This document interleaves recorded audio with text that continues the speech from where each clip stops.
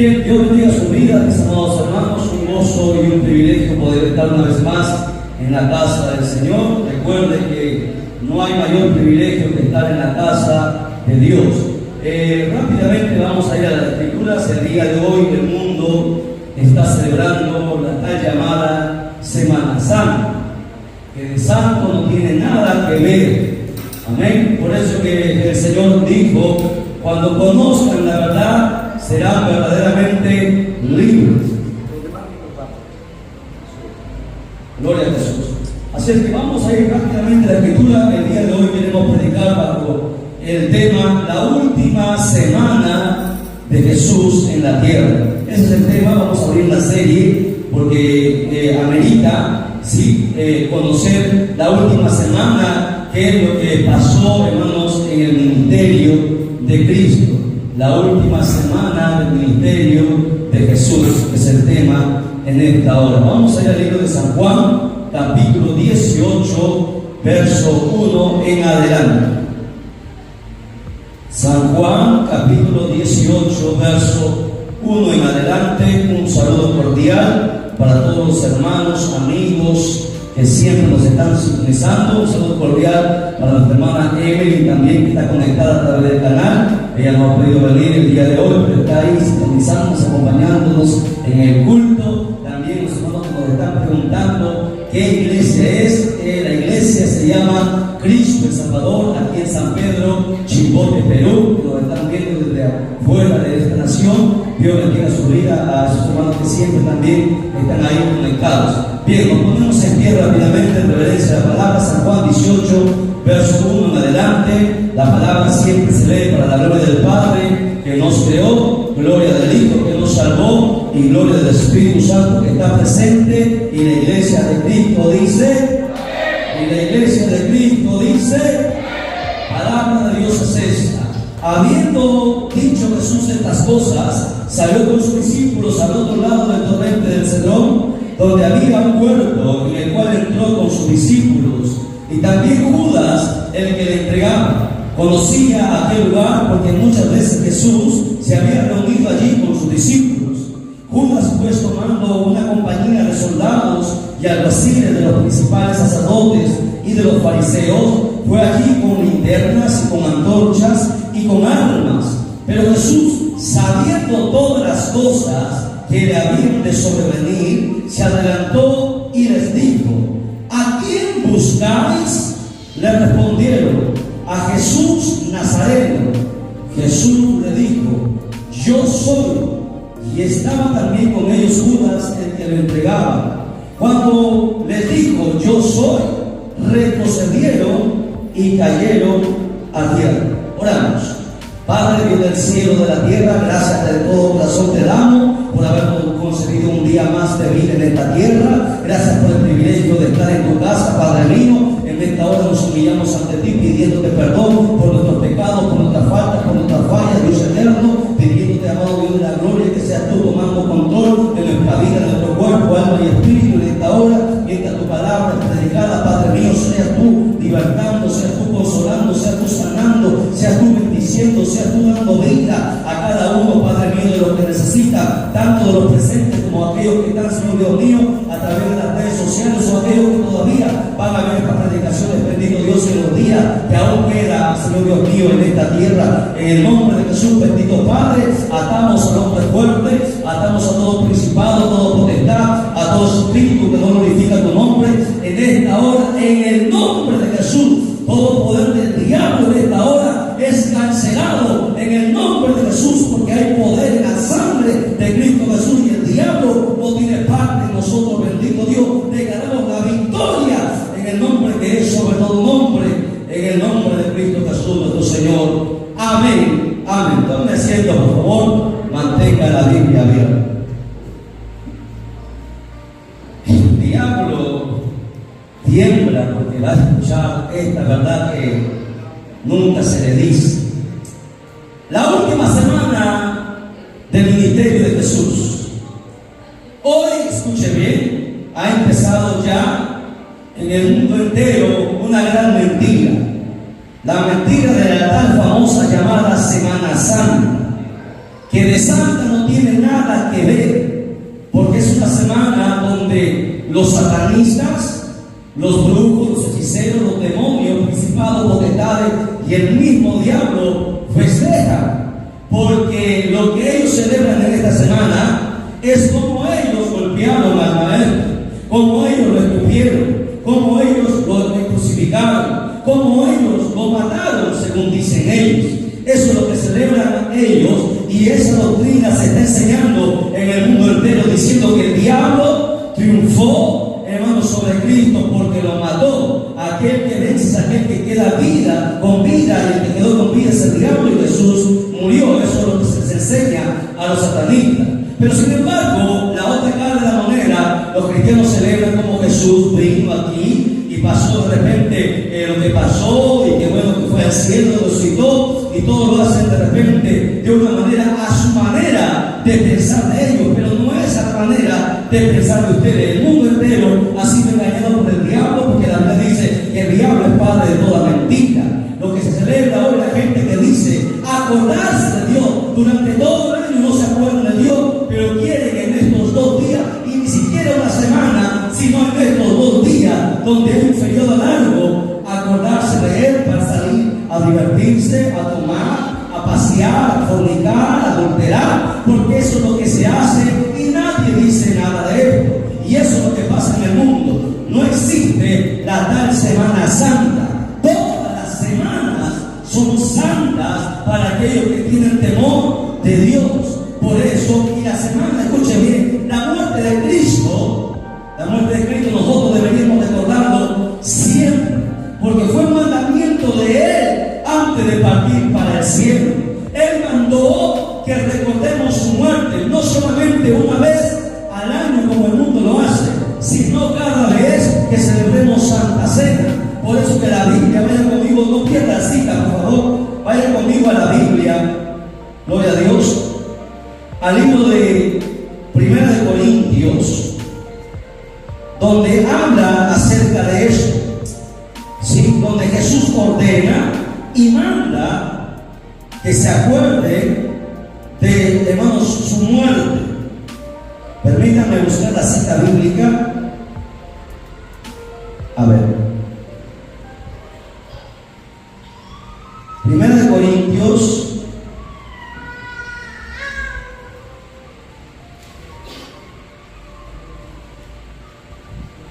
capítulo, vamos a ir al capítulo 11. Ayúdenme por favor.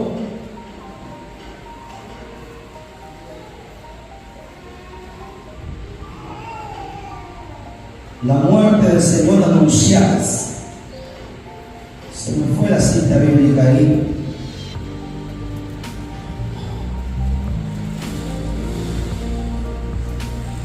Si me pueden ayudar ahí a buscar la muerte del Señor anunciada. Ahí está, sí. 11:26. Dice Jesús, hablando cuando estuvo con vida en la última cena, dijo: así pues, todas las veces que comiereis de este pan y bebiereis de esta copa, la muerte del Señor anunciáis hasta que Él venga. Es cierto que Cristo mandó siempre recordar su muerte. Sí, la muerte que Él tuvo. ¿Por qué? Porque recordando su muerte, también nosotros anunciamos que Él también vendría por nosotros. San Juan capítulo 18, el texto que hemos empezado nosotros a lecturar, habla esa última semana que Jesús pasó en esta tierra. Y vamos a ver a detalle en una serie de varios videos qué es lo que pasó, qué es lo que aconteció con el Señor, porque lo que muestran en las películas de Hollywood nada tiene que ver con la Biblia, muchas veces tan distante de la Biblia. Hoy queremos ver al Señor en toda su profundidad, en toda la pasión que Él tuvo al entregar su vida por nosotros. El apóstol Juan describe esta última semana y dice que Jesús se apartó con sus discípulos al huerto. Usted conoce qué huerto es el huerto Getsemaní. el cual estaba dividido o separado o unido por un torrente llamado el torrente de Cedrón. Torrente significa corriente que fluye. Este torrente estaba entre la ciudad de Jerusalén y el huerto de Getsemaní, y en medio estaba ese torrente. Y Jesús siempre tenía la costumbre de varias veces ir a ese lugar, porque era un lugar donde no había, hermanos, bulla, donde no había de repente algo que los pudiera distraer. Y en ese lugar era donde el Señor pasaba mucho tiempo con sus discípulos, y lo que hacía ahí era orar. Se apartaba para orar, para tener comunión con el Padre. La Biblia dice en el verso 2 que Judas también conocía el lugar, porque él sabía, hermanos, el Señor los había llevado varias veces, dice ahí, a ese lugar. Judas, usted sabe, que había caído en la gracia, había permitido, a pesar de ser apóstol, había permitido que el diablo entrara en su corazón y lo pudiera usar. Por eso recuerde que los ministerios no son infalibles, ni los talentos, ni los dones, ni los ministerios, nada es infalible, porque Judas fue apóstol y cayó. El diablo entró en su corazón. ¿Por qué, hermanos, el diablo entró en su corazón? Porque Judas así lo permitió, porque el deseo de su carne fue mayor. De nada le valió tener el ministerio más alto, porque de los 5 ministerios el apostolado era el ministerio más alto. Apostolado, profeta, evangelista, pastor y maestro. Ese es el orden que Dios estableció en cuanto a los ministerios, y no son iguales, tienen una jerarquía, porque Dios es un Dios de orden. Pero eso vamos a ver en otro estudio bíblico. Judas, a pesar de ser apóstol, cayó. Por eso que nadie puede, hermano, justificarse y decir que está seguro si, hermano, no tiene al Señor en su vida. Por eso es que necesitamos cada día del Señor, cada día congregar, cada día orar, cada día leer la Escritura, cada día hacer la voluntad de Dios. Judas se alejó de estos elementos que acabo de mencionar. Por eso que el diablo pudo entrar en el corazón de Judas. El diablo no entró en el corazón de Judas porque el diablo quiso entrar. Porque el diablo, para poder entrar, el cristiano tiene que darle derecho legal al diablo de poder entrar, si no, no puede entrar. Porque recuerda que nosotros llevamos dentro de nosotros una marca, un sello dado por el Espíritu Santo. Y solamente cuando tú le das derecho legal al diablo, el diablo puede penetrar. Y Judas le dio ese derecho legal. Judas dejó abierta la puerta y el diablo entró.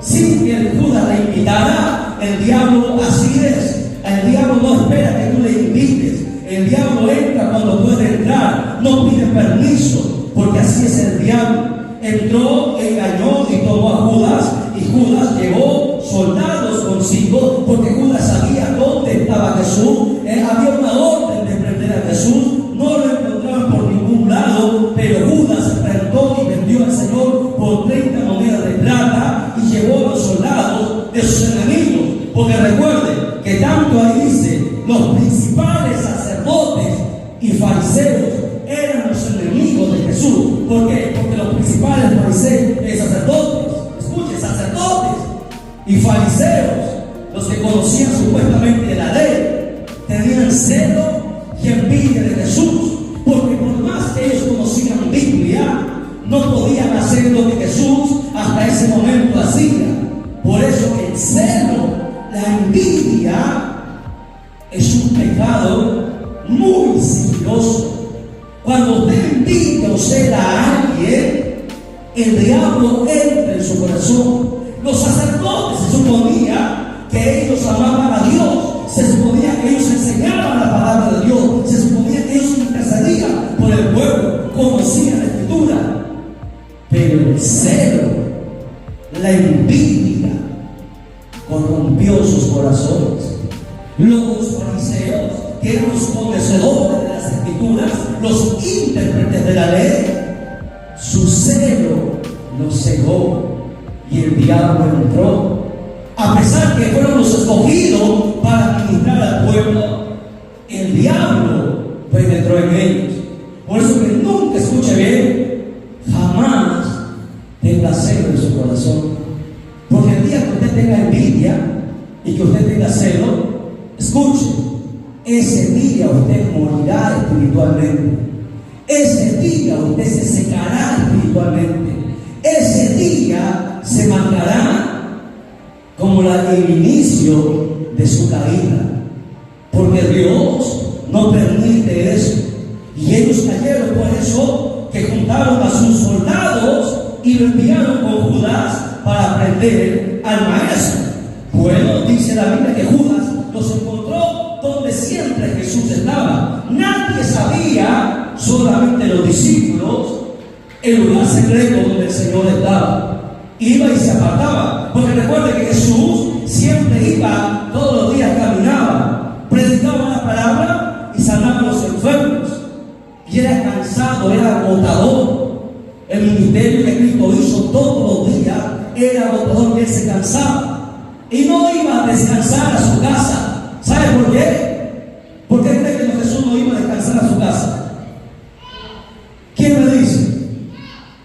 A ver, el que lo dice, el tesorero, le va a poner aquí un salchipuelo que está aquí al costado. El día de hoy, el día martes, ¿verdad? Perdón, jueves, hoy es el día de enseñanza. Sí, ya no dio tiempo de sacar la pizarra, pero esta semana tenemos que empezar con la pizarra. A ver, ¿quién me dice por qué el Señor no tenía casa?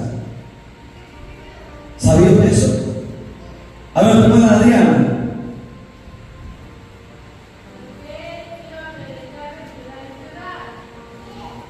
No, bíblicamente.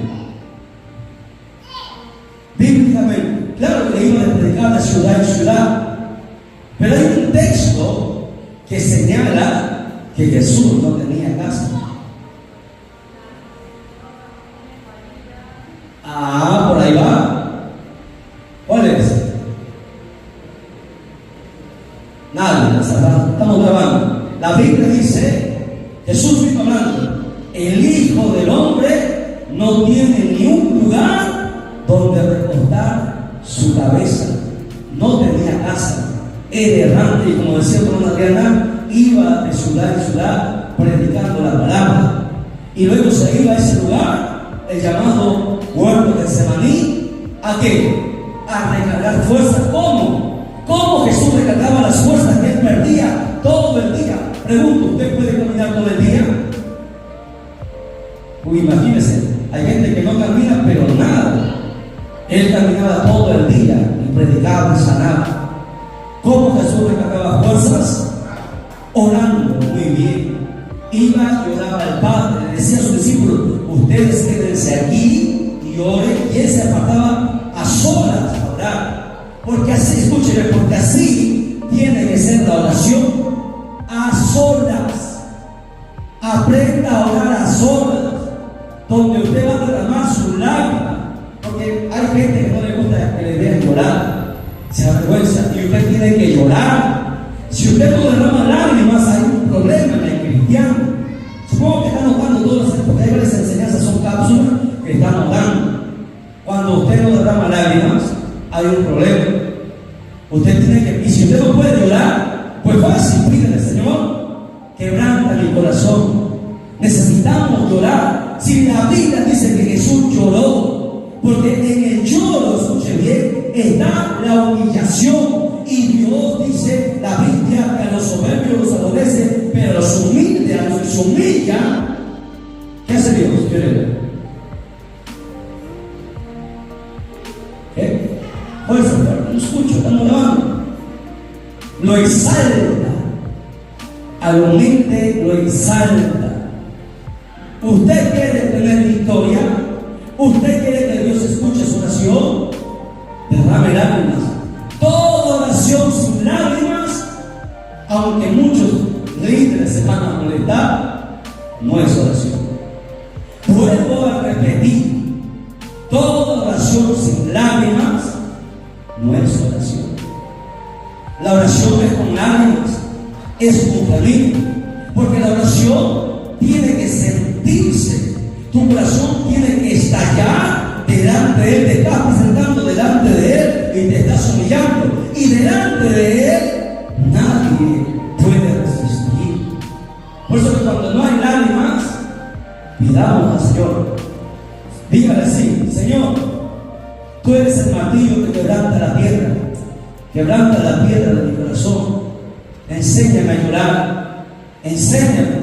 Y usted verá que recién su oración empezará a tener efecto. Bueno, son secretos. Bueno, avanzamos. Bueno, dice el verso 4, dice, bueno, el verso 3 dice que fueron los soldados con Judas armados con antorchas porque no se podía ver, ahí todo era oscuro, no había fluido eléctrico como ahora, y con armas. Iban a hacerles daño, no solamente a Jesús, sino también a los 11 que habían quedado. Los sacerdotes y los fariseos querían matar a Jesús y matar a sus discípulos para que no se extendiera su fama, porque no bastaba solamente con Jesús, tenían que matar también a sus discípulos, porque así es el diablo. El diablo vino a hurtar, matar y destruir. ¿Ok? Verso 4. Cuando ellos llegaron hasta el huerto de Getsemaní, dice el verso 4, lea conmigo, todos estamos en San Juan capítulo 18, verso 4, lo que nos están utilizando recién que se conectan al canal, dice, pero Jesús, sabiendo todas las cosas que le habrían de sobrevenir, hasta ahí hay una coma. Ahí que usted ve, a ver, hermano Juan, vamos a preguntar, todo lo que estén conversando, durmiendo, se les voy a hacer una pregunta. A ver, hermano Juan, esa partecita que hemos leído, ¿qué puede rescatar de ahí? Ya, Jesús sabía, dice, Jesús sabiendo que algunas cosas, todas las cosas, ese es uno de los atributos de quién.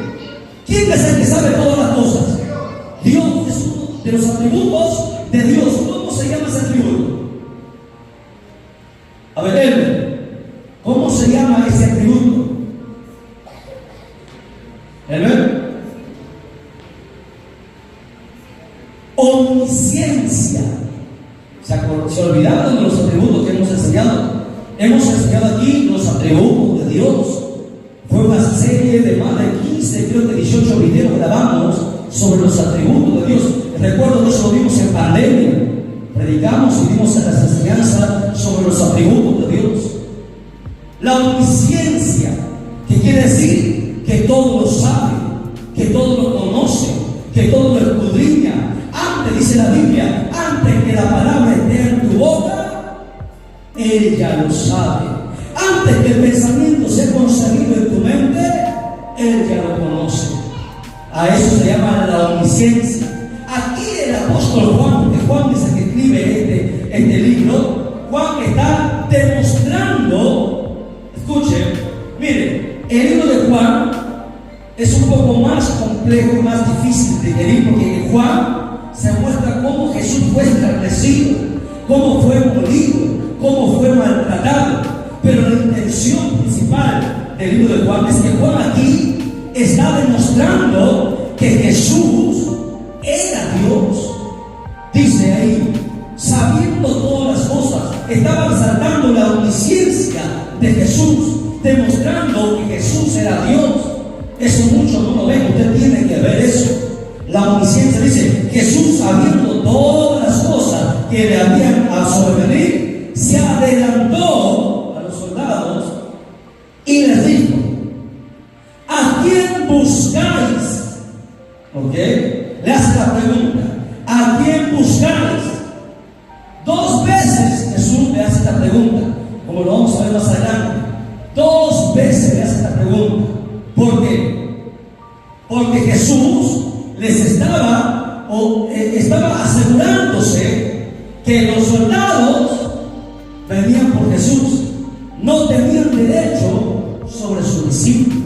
O sea, Jesús estaba protegiendo a sus discípulos, porque eso es lo que hace el pastor, protege las ovejas.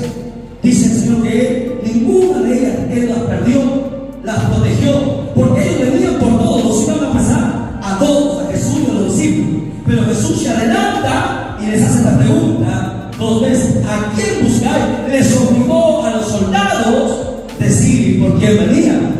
Ahí dice, el verso 5 dice, le respondieron a Jesús Nazareno, porque la orden era para Jesús. Y Jesús les dijo, ¿qué les dijo?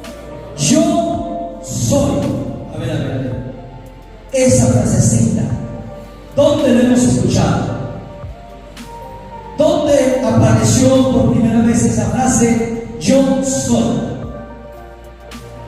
¿A quién se le titula? Hermana Ivonne. Cuando Dios le habló a Moisés, Moisés le preguntó, quería saber el nombre de Dios. Moisés le dijo: Señor, si Israel me pregunta ¿quién me ha enviado? Moisés esperaba un hombre. El Dios Todopoderoso le dijo: yo soy, te he enviado. Yo soy, porque Él tiene infinidad de nombres. Yo soy el buen pastor. Yo soy la vida verdadera. Yo soy la puerta. Yo soy, ¿qué más? Yo soy el camino. Yo soy la verdad. Yo soy la vida. ¿Qué más? Yo soy la luz del mundo. ¿Qué más? Yo soy el Salvador. Yo soy todo. Él lo es todo. Ese atributo, ese nombre le pertenece a Dios.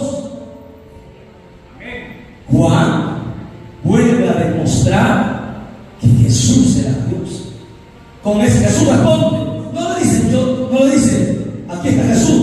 Él simplemente dice: yo soy. Ese es el nombre que Él tiene, porque Él es Dios. Dice: y estaba también con ellos Judas, el que le entregaba. Dice ahí, verso 6. Cuando les dijo, escuche bien, verso 6, anote y marque, pinte eso en su Biblia. Cuando les dijo: yo soy, ¿qué pasó? Retrocedieron y cayeron en tierra. ¿Cómo es posible que un ejército de soldados, con tan solo una frase, cayeran al piso? ¿Por qué? Porque ante la presencia de Dios nadie puede permanecer de pie.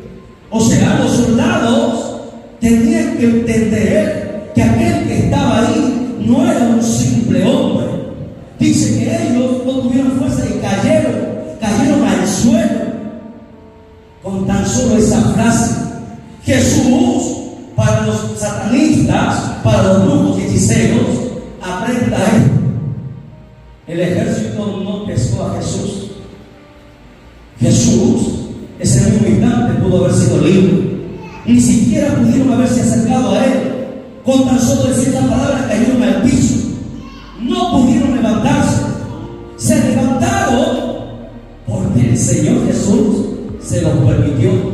Él mismo les quitó el peso para que se volviera a levantar y lo llevara, porque tenía que cumplirse la palabra. Él sabía que Él tenía que morir por toda la humanidad. Así que satanista, brujo, hechicero, si a usted le han contado otra historia, pues le han engañado.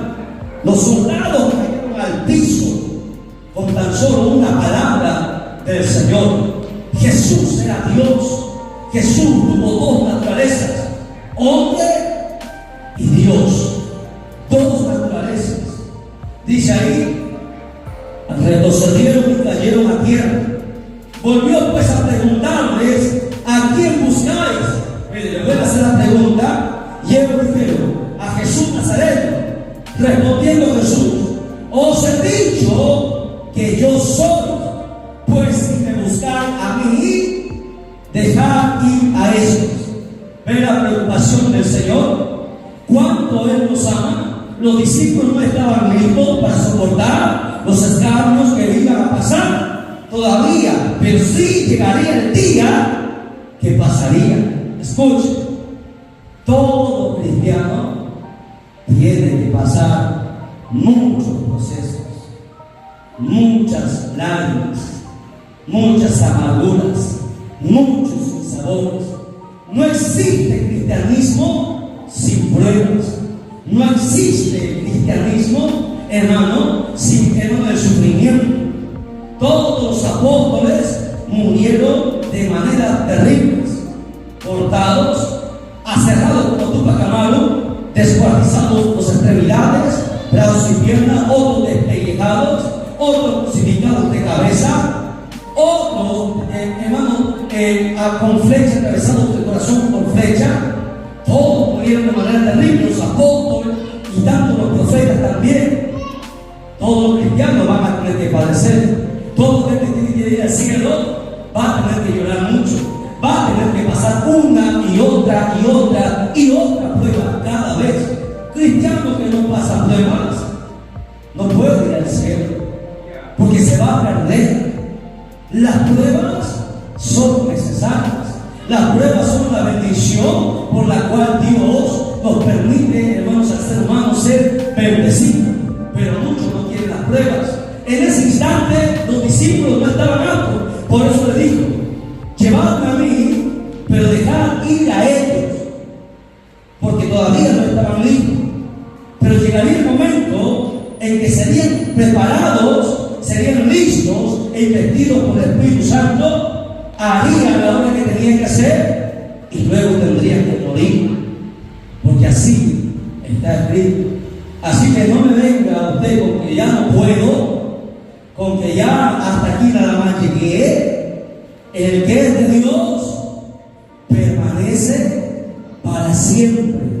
Repito, el que es de Dios permanece para siempre.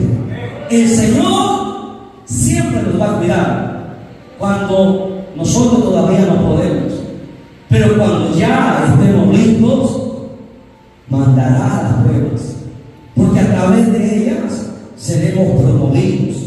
Dice la Escritura, verso 9: para que se cumpliese aquello que había dicho: de lo que me diste, no perdí ninguno. Aquí Jesús estaba cumpliendo la palabra, porque el Padre entregó las ovejas al Hijo, y Jesús dijo: de los que me diste, ninguno se perdió, salvo Judas, ¿verdad? Que esa es otra historia. Entonces Simón Pedro, ¿cuántos Pedros hay aquí? ¿Cuál era el nombre de Pedro? ¿Sabe cómo se llama Pedro? Simón. Pedro tuvo 3 nombres. Simón, ¿y otro cómo se llamaba? No, Pedro es la traducción del nombre que es el Señor. Escuche, Jesús no le puso Pedro, ¿eh? Jesús le puso otro nombre, que la traducción de ese nombre es Pedro. ¿Cuál fue el nombre que Jesús le puso al tal llamado Simón? ¿Se acuerdan? ¿Ah?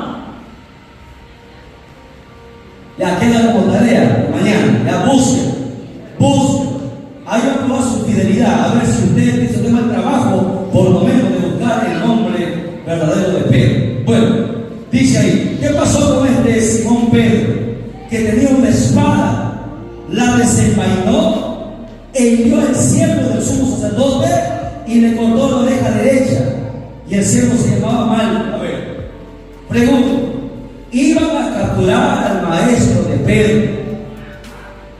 Pedro, como era natural, salió a defender a su maestro. ¿Era correcto lo que hizo Pedro o no era correcto? ¿Quién dice lo contrario? Dice que es correcto. Vuelvo a repetir. Pedro vio a los soldados que estaban armados, sacó su cuchillo, que él siempre andaba, porque Pedro andaba con el cuchillo. Siempre, él no sabía que ya no es con armas físicas, ahora con el espíritu que nosotros luchamos. ¿Sí? Pedro sacó el cuchillo y cortó la oreja de un soldado. ¿Ok? ¿Por qué? Porque quiso defender a su maestro. Pedro amaba a su maestro, era su amigo, era el amigo de él, era su maestro. Pedro admiraba a Jesús. Las palabras que Jesús le decía llenaban el corazón de Pedro. Ni su esposa pudo haber llenado a Pedro como Jesús lo llenó. Por eso que Pedro salió a defenderlo. La pregunta es: ¿fue correcta la actitud de Pedro o no? ¿Qué dice la iglesia? Humanamente, ¿correcto? No era correcto. No era correcto. Porque luego más adelante Jesús le va a llamar la atención que aparentemente, sí, como dice el hermano, humanamente, ante nuestros ojos, parece correcto. Los pensamientos nuestros, dice la Biblia, que a veces no son los pensamientos de Dios. Pero no entendía que se tenía que cumplir lo que ya estaba escrito. ¿Me entienden? Pero no entendía la perfecta voluntad de Dios e hirió a otra persona. Jesús le dijo: Pedro, guarda tu espada. El que a espada mata, a espada va a morir. ¿Me entiende? O sea, en otras palabras, todo lo que el hombre siembre, eso va a cosechar. Todo lo que usted haga, eso un día usted lo va a pagar. ¿Me entiende? Ese es un principio que nadie se va a ir de esta tierra sin pagar. Sea quien sea, tarde o temprano lo va a pagar. El que espada mata, a la espada no muere. No era correcto. Pedro no entendía todavía. Bueno, sigamos leyendo. Dice ahí en el verso 11.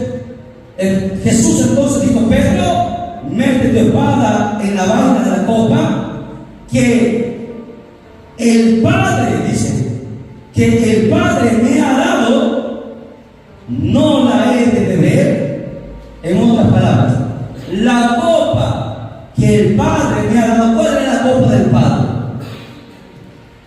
Eso le digo: la copa del Padre que me ha dado para que yo beba, no la voy a beber, porque soy su hijo. Cuando el Padre termina algo, seas tú quien sea, la vas a tener que beber. La copa del Padre es la copa de la ira. La copa que Jesús te dio era la copa de la ira de Dios. Esa copa se vertió en la cruz del Calvario. La ira de Dios a causa del pecado de la humanidad, Jesús tuvo que beberlo. En otras palabras, Pedro le estaba diciendo: lo que el Padre ha terminado, se va a tener que hacer. Y yo lo asumo, y yo lo acepto. El amor que Dios tuvo por nosotros, porque para Él era fácil. Jesús mismo en otro evangelio dice: ¿acaso tú no sabes que yo podría orar a mi Padre y mi Padre mandaría 2 legiones de ángeles sobre esta tierra? ¿Usted sabe? 2 legiones, ¿sí? 12,000 ángeles. Si un ángel, dice la Biblia, un solo ángel, en una noche mató 185,000 soldados asirios, soldados de guerra, uno solo, y Dios tuvo que decirle: para allá, porque iba a exterminar toda la nación de Asiria, un solo ángel. Y Jesús podría pedir 12,000 ángeles. O sea, Roma no tenía nada que hacer en contra de Jesús. Jesús aceptó el destino, la voluntad del Padre por amor a esta humanidad. Aquí empieza la última semana del Mesías, la última semana del ministerio de Cristo. Este es el primer video que estamos grabando y vamos a ver y desmentir toda la mentira de Semana Santa. Y ya para terminar digo esto: Semana Santa es una de las 7 semanas satánicas. Escuchen bien. Semana Santa es una de las 7 fiestas satánicas en el año. Existen 7 fiestas satánicas: Navidad, Semana Santa, Halloween, el Día de los Muertos. Y eso ya hemos enseñado, aquí en la iglesia, en la escuela bíblica. El diablo baja 7 veces al año, una vez por cada semana que se celebra, cada fiesta que se celebra. No puede bajar más tiempo. Un día baja a hacer estragos. Bueno, la iglesia tiene que orar. Hoy, mañana, esta semana van a acontecer muchas cosas terribles. Y ya empezó. ¿Usted ha escuchado la noticia? Un joven entró a una escuela de niños y ha matado a 4 niños. 4 o 7 niños, no recuerdo. 4 niños de jardín, así como yo. Entró el joven, plum, plum, plum, a los niños, y a otros no los ha podido matar. Ha disparado a más de 12. Los otros están gravemente heridos en el hospital. No se sabe si van a vivir o van a morir. Porque empezó esta maldita semana, una semana del diablo. Por eso que la iglesia que conoce la verdad tiene que orar, tiene que hacer la voluntad del Padre. Pongámonos en pie y glorifiquemos al Padre, al Hijo y al Espíritu Santo. Gloria a Dios, gloria a Dios, gloria a Dios. Un fuerte paso a Jesucristo. Dios